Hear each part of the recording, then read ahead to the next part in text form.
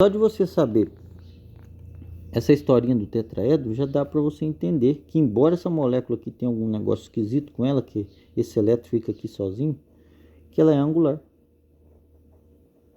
Porque não tem outro jeito. Ó. Aqui você viu que formou uma dupla. Ó, o que aconteceu com o tetraedro do nitrogênio? O oxigênio tem aqui outro tetraedro para interagir com esse. Isso aqui é só mentalmente, viu? Isso aqui não precisa esquentar muito a cabeça com fundamento isso aqui não. Isso aqui é um artifício de memorização que eu estou te passando. Então, forma uma dupla aqui. E depois, com certeza, esses dois, fica 3 grupos de elétrons. Fica a dupla, né? Fica 4 elétrons aqui. 2 do nitrogênio e 2 do oxigênio. Só um para cá e outro para lá. Esse aqui vai ficar sozinho, esse não vai ser usado, então com certeza tem que ser angular. Certo? Já desse aqui, ó, como é que você entende? Você vai entender NO3-.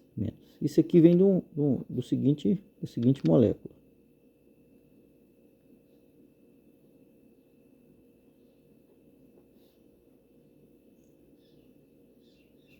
Ó, esse aqui é o ácido nítrico.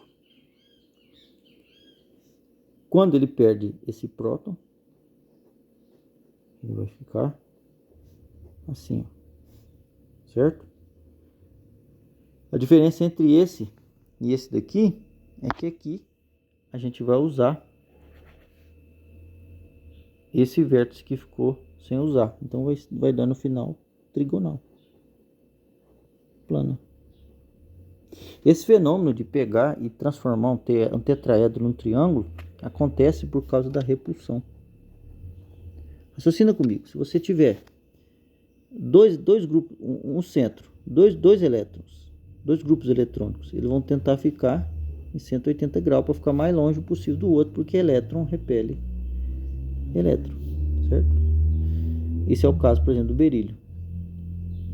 Se você tiver 3 centros eletrônicos, 3 grupos eletrônicos, eles vão tentar ficar num triângulo regular, 120 graus um do outro, porque isso diminui a repulsão, é o mais longe possível.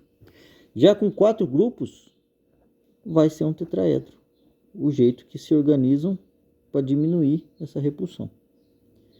Certo? Então aqui a gente volta na história de 3 grupos, porque a partir do momento que formar duplo, de 4 grupos passa a ser 3. Por isso que aqui vai ser trigonal a geometria, mesmo se a princípio o nitrogênio tem 4 grupos, que aqui a gente reagrupa dos 2 grupos, a gente faz um reagrupamento, vira um só. Agora vamos estudar um pouquinho do carbono. Carbono é o seguinte, carbono a gente viu que tem 4 grupos eletrônicos, cada um com um elétron só. No metano, por exemplo, a gente viu que a geometria é tetraédrica.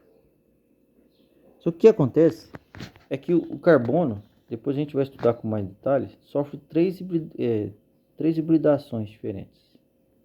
Não vai detalhar essa parte de hibridação, mas tem que saber esse nome. Se houver 4 ligantes, é tetraédrico. Ó, 4 ligantes, o que são os ligantes? Aqui no metano, por exemplo, a gente tem 1, 2, 3, 4 ligantes. Vai ser geometria tetraédrica. Se houver 3 ligantes, vai ser geometria trigonal, plana, que usa o triângulo equilátero, 120, 120, 120. Se houver 2 ligantes ou um ligante, vai ser geometria linear. Não há, memoriza bem isso, exemplos de moléculas que tenham carbono com geometria angular. Não são conhecidos moléculas assim. E o motivo você vai entender agora. Esse você já entendeu, porque são 4 grupos, forma tetraedro, tudo bem? As ligações aqui todas são ligações simples. 4 ligações simples. Aqui, nesse caso, tem uma dupla e 3 simples.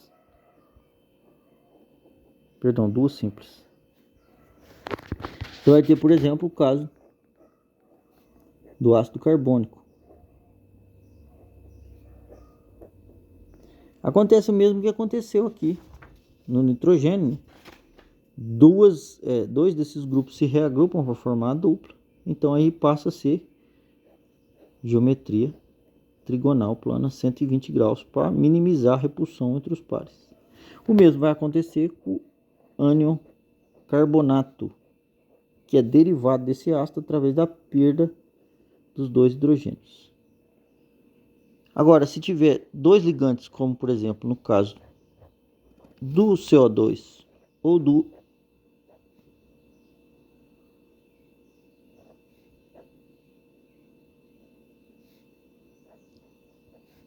acetileno,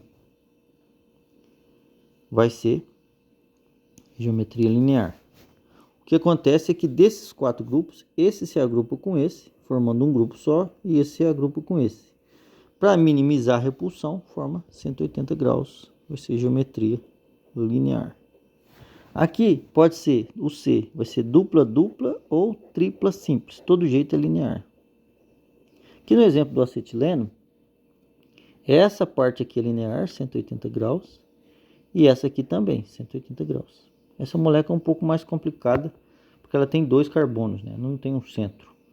Não é uma molécula simples como essa aqui, que tem um centro carbônico e dois ligantes. Essa aqui você tem que raciocinar por partes. Mas de qualquer forma ela é linear. Não tem, o ângulo aqui é 180 e aqui também, pelo mesmo motivo que aqui. Aqui acontece um reagrupamento diferente dos quatro grupos do carbono. 3 se reagrupam para formar um e o outro fica sendo o outro normalmente. Aí dá um ângulo de 180 também para minimizar a repulsão dos pares eletrônicos.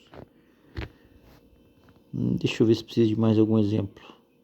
Então a gente vai ter essas três configurações. É muito comum nas provas as pessoas acharem que a geometria é determinada pela quantidade de ligantes.